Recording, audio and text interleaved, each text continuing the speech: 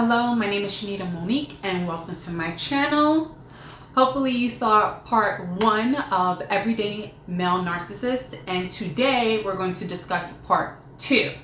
I'm sure you watched the video, but let me just give you a little review. Alright, so now you went through the first stage, which is the idealization stage or the ideal stage. And that's when when you first meet him, when he's courting you, when you're supposed to be getting to know each other. And this is really when you're supposed to be like figuring out if he is, what he says he is.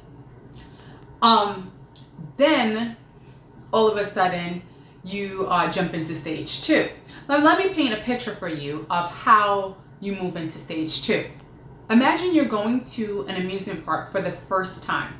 Now, you have no idea what an amusement park is. You've never been to one before, let's just assume, okay? And you go into this amusement park and it's so beautiful. There's flowers everywhere. You play a few games. He wins you a teddy bear. You get popcorn. You get funnel cake.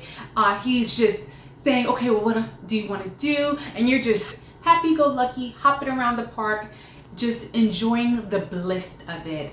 It's beautiful. You're stopping to smell the flowers. You're buying souvenirs in the gift shop. It's just wonderful. You've gotten to meet this amazing man. You're in this amusement park and it's delightful. And then he says to you, darling, let's come over here and sit down.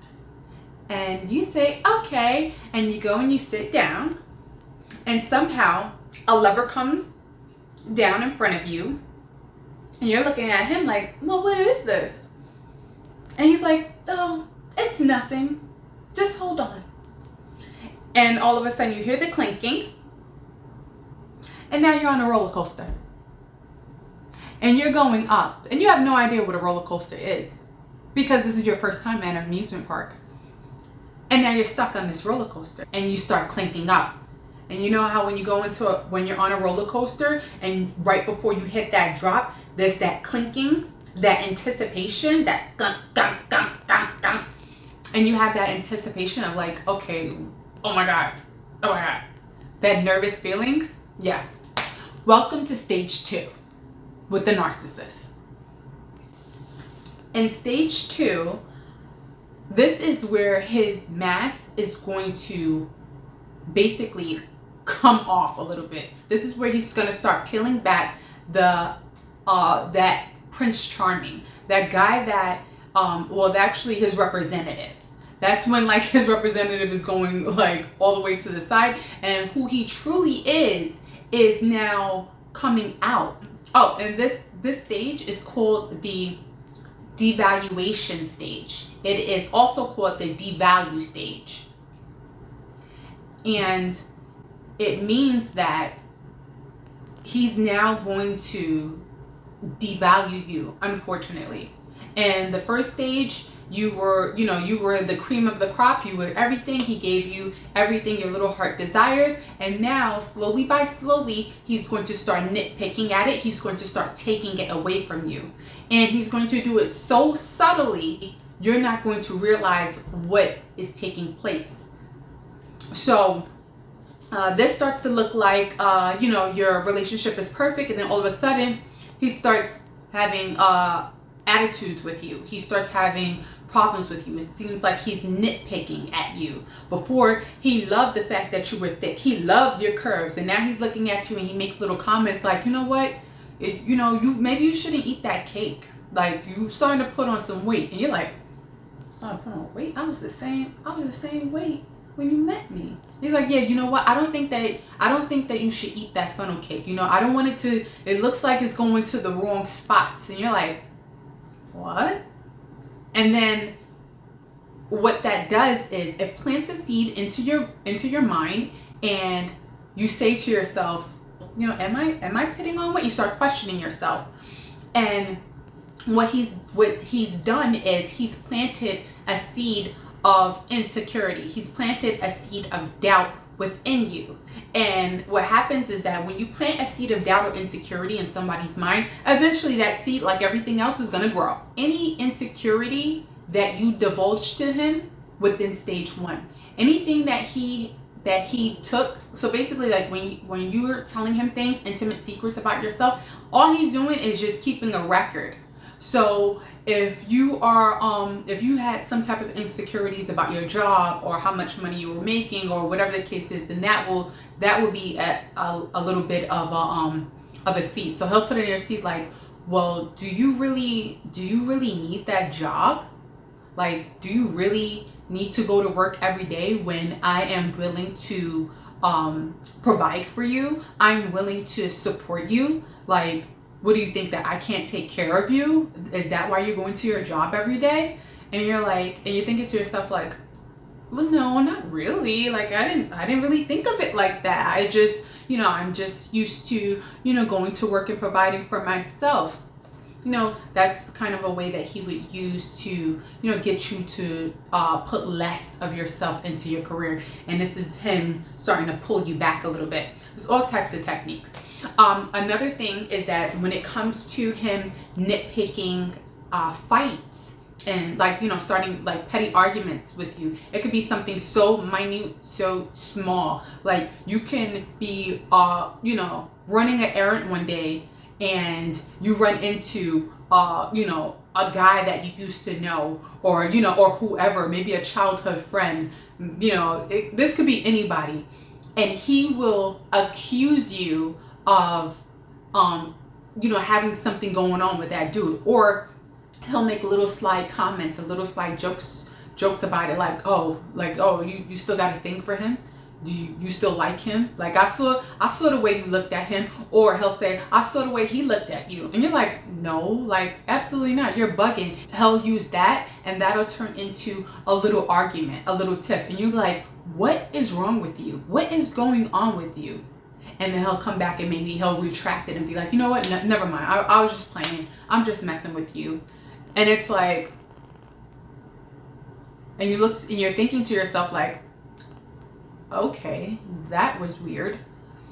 And when you're in the second stage, which is the devaluing stage, it's basically him going up and down in his attitude. Him hitting the first stage where he's all lovey-dovey and all into you, and then retracting that and then going back into himself and then being like, okay, no. Like, so one day he'll be all over you, kissing you and hugging you if you like affection, and then the next day you go to kiss him and hug him, and it's like, oh no, listen, this is too much. And you're like, and then you're thinking to yourself, since when is this too much? You were just hugging and kissing on me yesterday or this morning. How is that too much? And then after that, let's say he's calling you every day. He is video chatting you every day. And you've grown accustomed speaking to him every day. And then all of a sudden you call and you get voicemail. And he's sending you to voicemail. And you're like, what's this? Or, or let's say you're on a weekly schedule of, Friday nights is date night. Now all of a sudden he can't do Friday nights on date night. He has to work. He has other plans. He has other obligations. He has to, do something for his mother. He can't be available on Friday. Now, the first time you might say to yourself, oh, okay, no problem. I understand. But then a pattern starts to develop.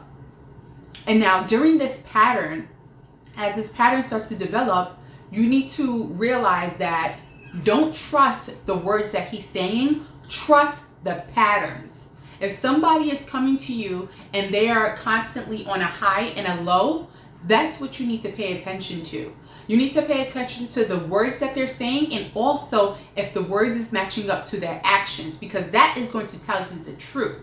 Now, in stage 2, it's so easy to dismiss how, when he starts acting up, because, he was such an amazing man during the first stage that you're thinking to yourself, okay, you know what? He's just having an off day. He's having an off week. He tells me that, he's having problems with his work. I understand. Or he's having problems with his ex I understand. He's having problems with his family. I understand. And this is where he's training you to be the understanding babe, so that he can later on use that against you. Now, you know, in the beginning, I mean, it's understandable. People have issues. People have, you know, things going on in their lives. Fine. But if it becomes, like I said, a pattern where you're noticing, okay,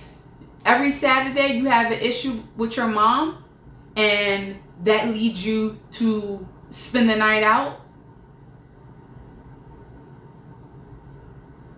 Every Monday you're having issues at work and you need to do overtime, and you can't be found, and you can't talk. And now this is a pattern. Now it went from every Monday, and now it's every Monday and Wednesday. And now every Monday, Tuesday, and Wednesday. Now you don't have time to talk to me. Now I'm too much. You have to pay attention to the patterns. When someone is nice to you, and then they're mean to you, and then they're nice again, and there's that up and down pattern, keep in mind that that's also, and putting it very, very simple, in very simple terms, that they're sort of creating what's called like a trauma bond. Okay, and this is so crazy that as women, like the chemical patterns in our brains, in our bodies, like the biology is so fascinating. It's amazing. I know. I'm a little bit of a nerd. I don't care. Whatever. So when someone is going up and down with you, so one minute they're all playing hot and cold, one minute they're all lovey-dovey, the next minute they're starting fights or whatever, then they're back to being lovey-dovey and everything. So what this pattern is that this pattern creates a trauma bond. A trauma bond with you. And what it does psychologically is that when you are in a good space with someone, actually one of the terms is called love bombing. When somebody dotes on you a lot, it's called love bombing. When you're in the love bombing phase, little chemicals, let's just call them like happy chemicals, are being released into your brain.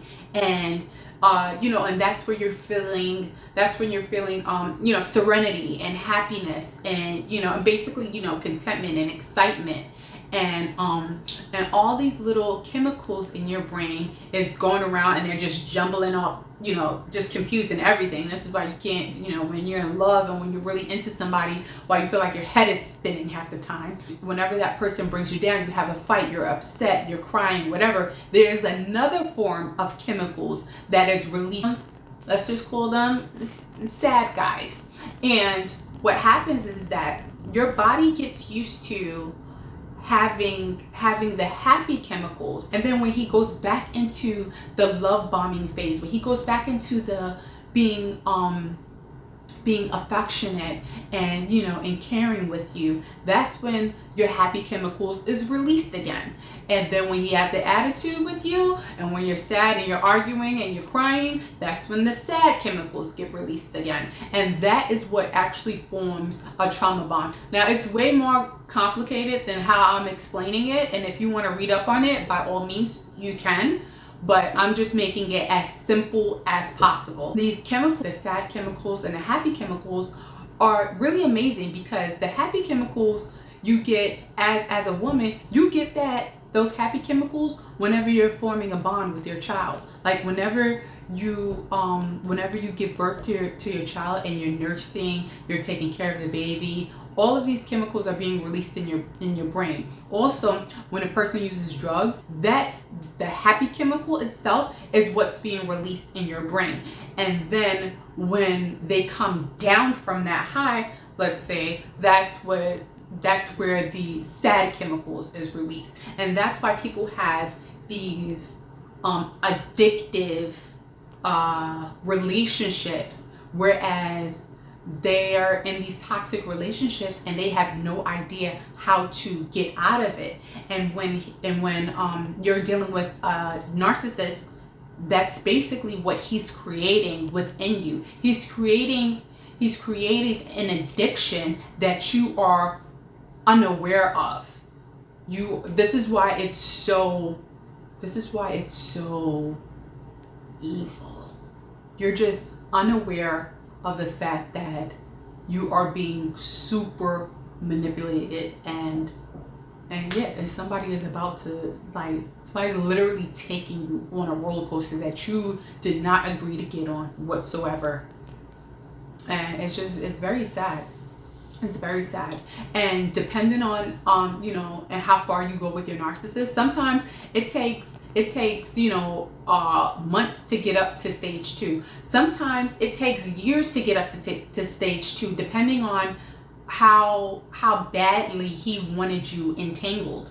And so by the time he reached stage 2, he's testing the waters. And if you fail the test, if you don't see the red flags and you continue to stay, things get worse. In stage 2, it never gets better. You stay in a relationship because you think that it's going to go back to stage 1. You think that it's going to go back to the way it was when you guys first met, how he was then, how he treated you then.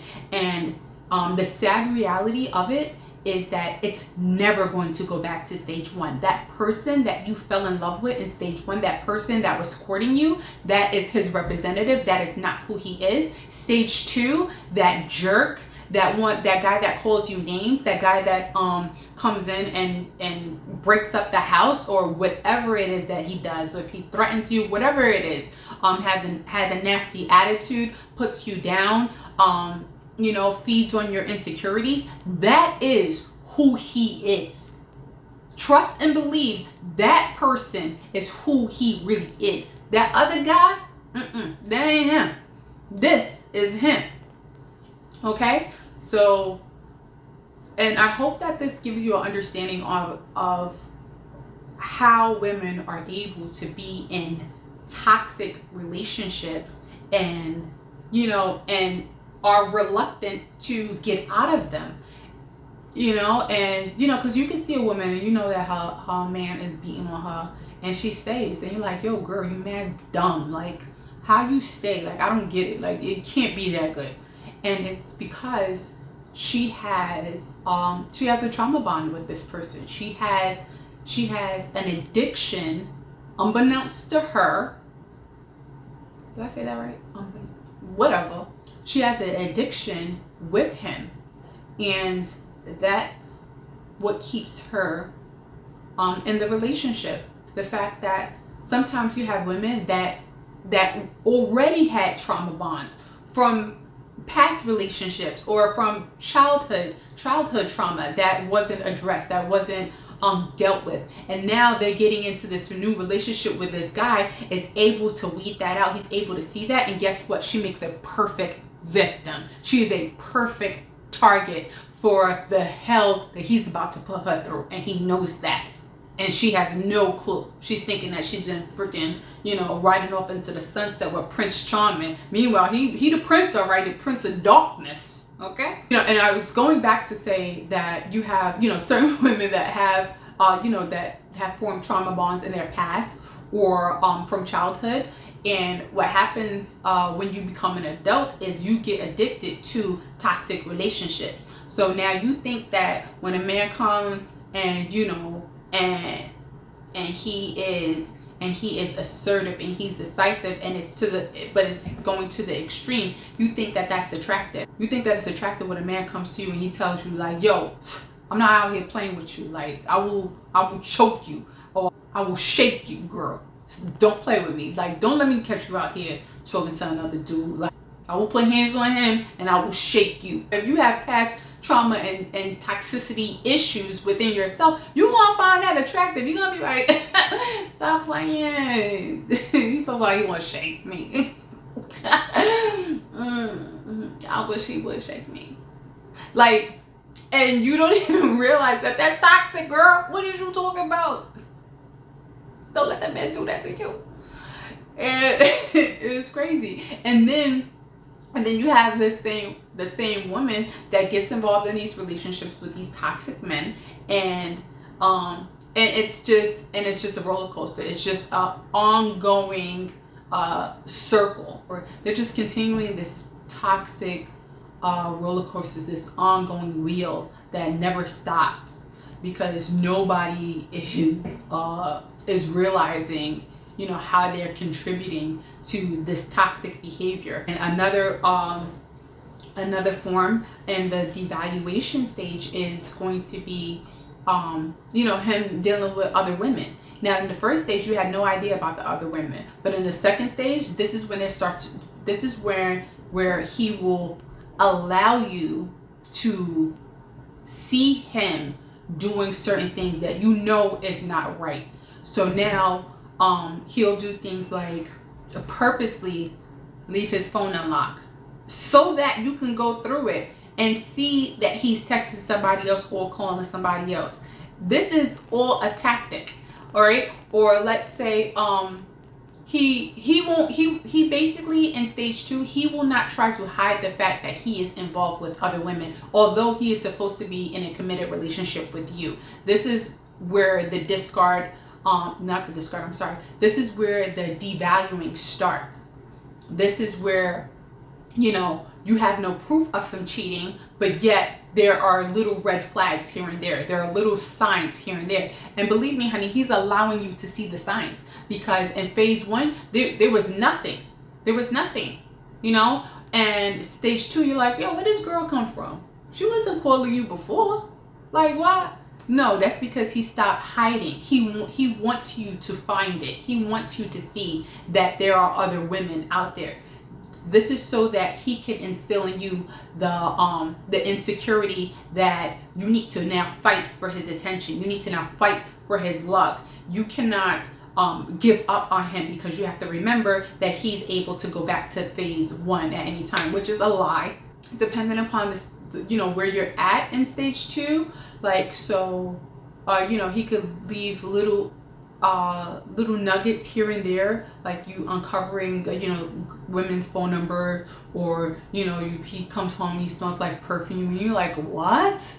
Like, and his stories are now starting not to add up. The things that he says are, you know, are just crazy. They're like, you know, and you're looking at him like, yo, you can't be serious with these stories that you're giving me, right?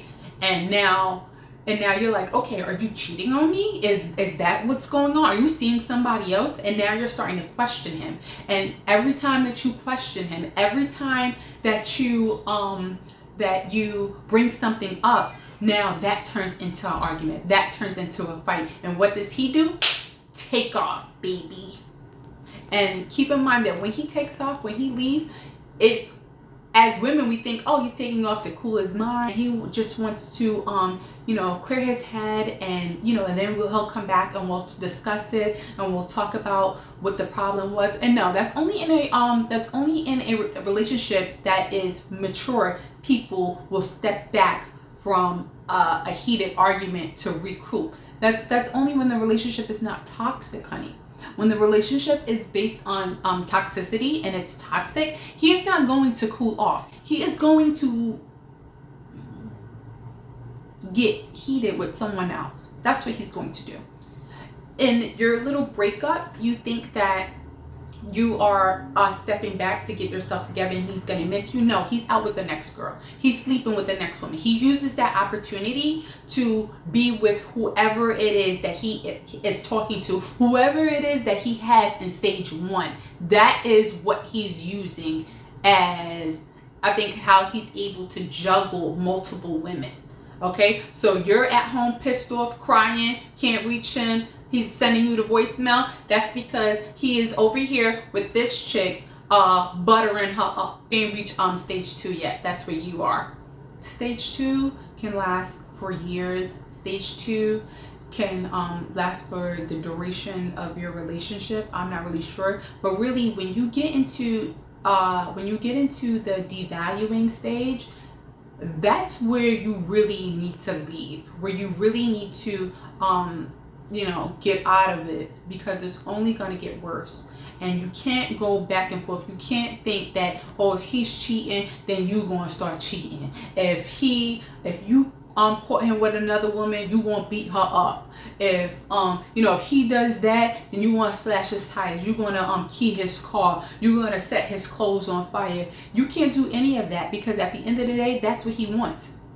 You're not really hurting him. He likes the attention. He likes the drama. He's actually feeding off of the fact that he's able to get you that mad. He's feeding off of the fact that he's able to bring that out of you. And you should not be stooping to those levels. And if you have, only the Lord can judge. Okay? You go, you get forgiveness for where you need to get forgiveness from, and then you move on and you mature. You know what I'm saying? Okay, so so what, you might have beat up a girl here and there in your past, but you know what, that's not who you are anymore. You're not that person anymore. You have matured, you have grown up. Okay, you can't be out here fighting every woman because your man is a dog. That's not gonna happen. You have to realize that there's toxicity there. There is a toxic pattern there.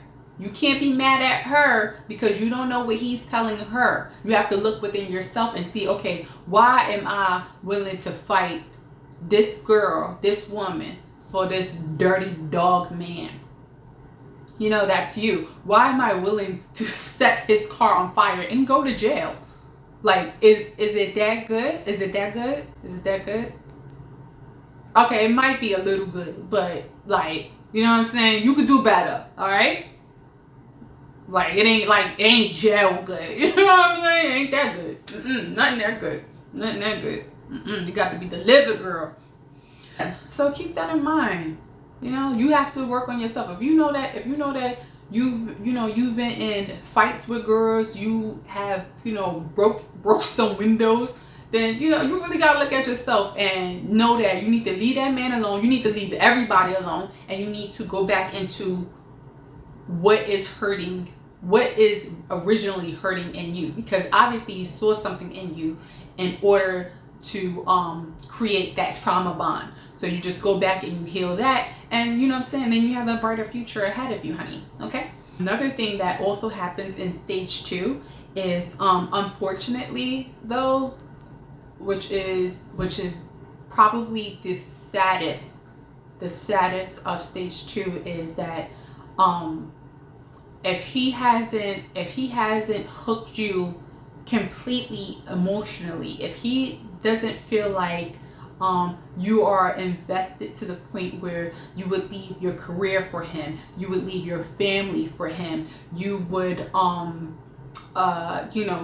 basically disown your own kids for him, whatever it is, right?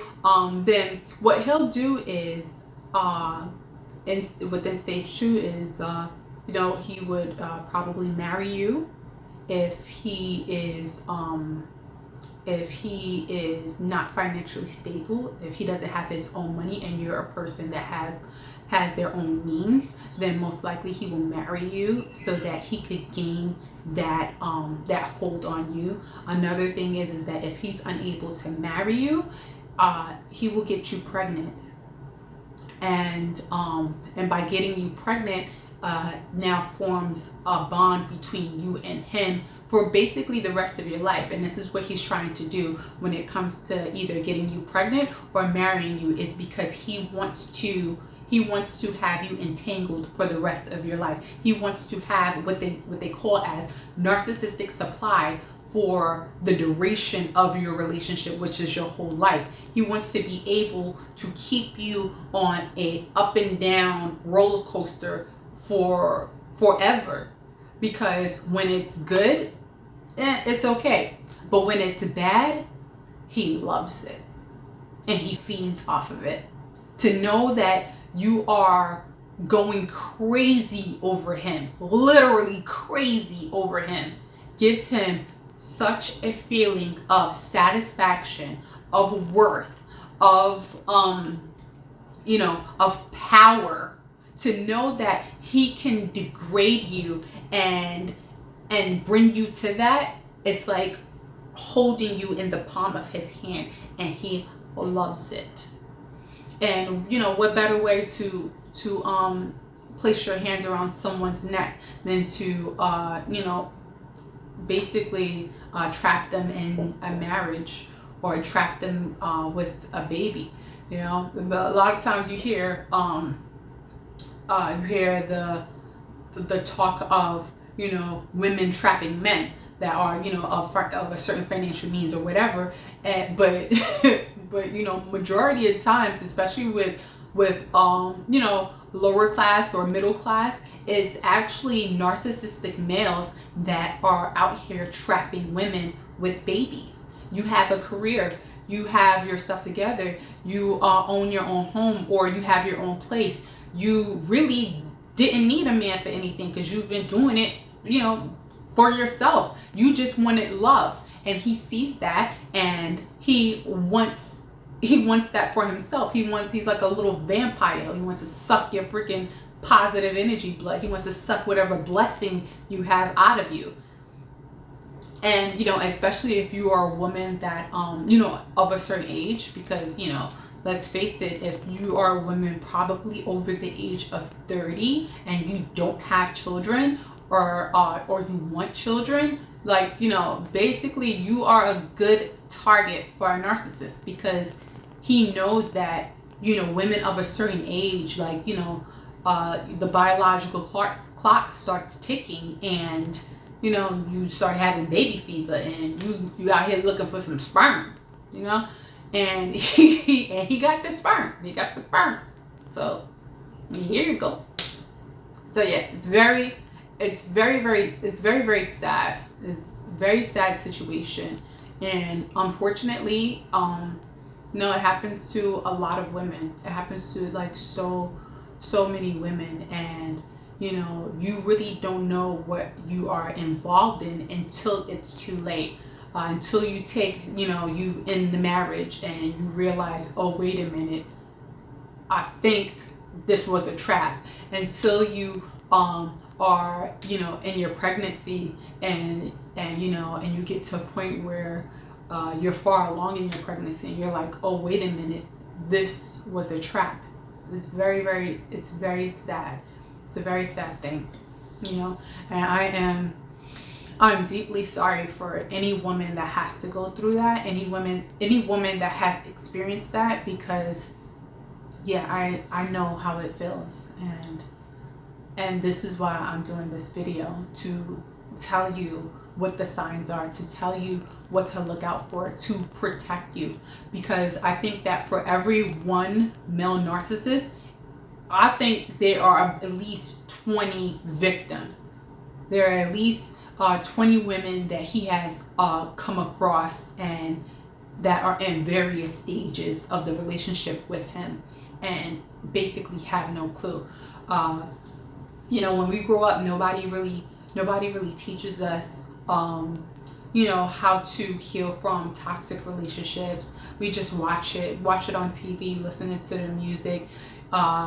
You know, it's saturated within our culture, and nobody is really discussing how to heal. Nobody is really discussing how to get over certain things, how to become a better person. Nobody's really telling you, like, no, there is a better way. There is light at the end of the tunnel, and this is how you get to it. This is what you do. I want to let you know there is light at the end of the tunnel. I'm sure that if you are within stage 2, if you're in the devalue stage, or the aka the devaluation stage, you know, some of these things might look familiar to you. And also, I just want to say, like, if you have experienced any of this for yourself, then, you know, feel free to be in the comments. Feel free to leave me a comment. Feel free to let me know that you have experienced this for yourself. And I feel like as women, when we are free to admit when we've come across a toxic man, when we are free to say, okay, you know, this is what happened to me, I think that someone else watching you is also freed. Someone else watching you is also looking at it like, okay, wow, okay, it happened to her, it happened to her, it happened to her, like, I'm not alone. I also look at it as, you know, if you're in a narcissistic relationship, you know, although it happens to a lot of women, it's so unique. that there's not a lot of information that you can obtain and just go through. I know that for me, one of the things is that I had no idea with what a narcissist was. I had to like really go into it. I really had to uncover it and had to discover for myself, like, oh, okay, this is the traits, and now this is what I went through. And yes, I just want to give you that, So like I said before, if you've been through this before, don't be afraid. Leave me a comment. Let me know, or if you have thoughts about the videos, if there's anything that you want to discuss or talk about, if there's any other videos that you want to see in regards to relationships, when it comes to your family, your friends, whatever, narcissists. I'm also going to try to do some videos when it comes to female narcissists, because they're out there as well, and what that looks like. So to help out the guys. And if you are a guy and you have any videos that you want me to do just pertaining to males, let me know. All right. I will give you another video. We will get into stage 3 with the next video. Okay. I want to say thank you for watching. Make sure you like, comment, and subscribe. I really do appreciate you. Thank you. Bye.